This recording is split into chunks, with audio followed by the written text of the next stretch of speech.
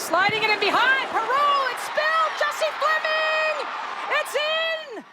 It was do or die for Canada. Extra time and a tie or loss meant their Olympic quest for gold or even a medal would be over. There it is. Vanessa Gilles.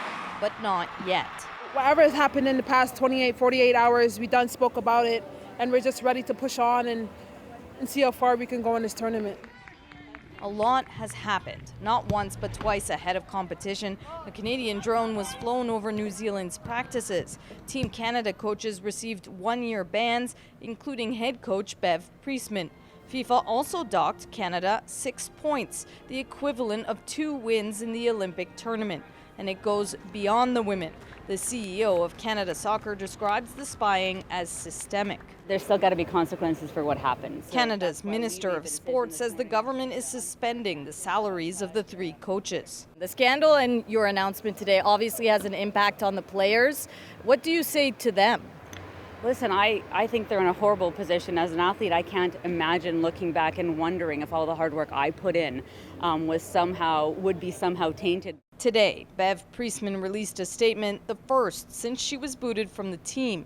I'm absolutely heartbroken for the players, and I would like to apologize from the bottom of my heart for the impact this situation has had on all of them, she wrote. She goes on to say, to Canada, I am sorry. No comment, though, on the spying. Canada is known for fair play. Canada is known to be a positive country, and so this kind of thing tarnishes Canada a little bit. On the pitch against France, the players say they try to just focus on the game, but as the scandal drags on, that could get harder to do. For some of them, this will be their last Olympics, and it was their first as well. So to dampen that spirit is unfortunate, yes. So a big win tonight, but Sarah, the team still has an uphill road ahead. Yeah, Ian, after 2 wins, it's back to square one with 0 points. It depends what happens with the other teams in their group, but they need a win against Colombia on Wednesday. But there is a last hope. Soccer Canada says it's considering appeal of FIFA's docking of those points. They say it's punitive to the players not involved in the scandal. Sarah Levitt in Saint-Étienne, France. After the match, Canada's Vanessa Gilles, who scored that winning goal, spoke about what the victory meant to a team overshadowed by scandal. Heck, we have nothing to lose. We haven't slept in the last 3 days. We haven't eaten. We've been crying.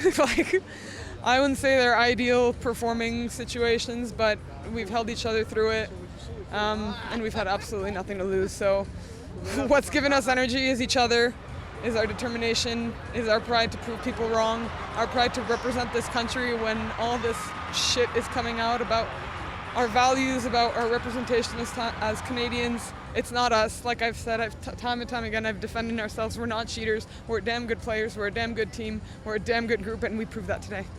Now let's bring in Adrienne, who's watching it all in Paris. Adrienne, a weekend of competition, much more to come. And we've just been talking about the soccer crisis with the predictable nickname Drone Gate. How much is all of that dominating conversations? Well, if you talk to Canadian Olympic officials, I suspect they'll tell you people are talking about it too much. At the very first news conference of these Olympics that they had, the questions were all about soccer and spying. No one was asking really about Canada's Olympic stars or medal expectations or having family and friends back in the stands for the first time in a long time. That's what they wanted to talk about, but that hasn't happened. Maybe it will.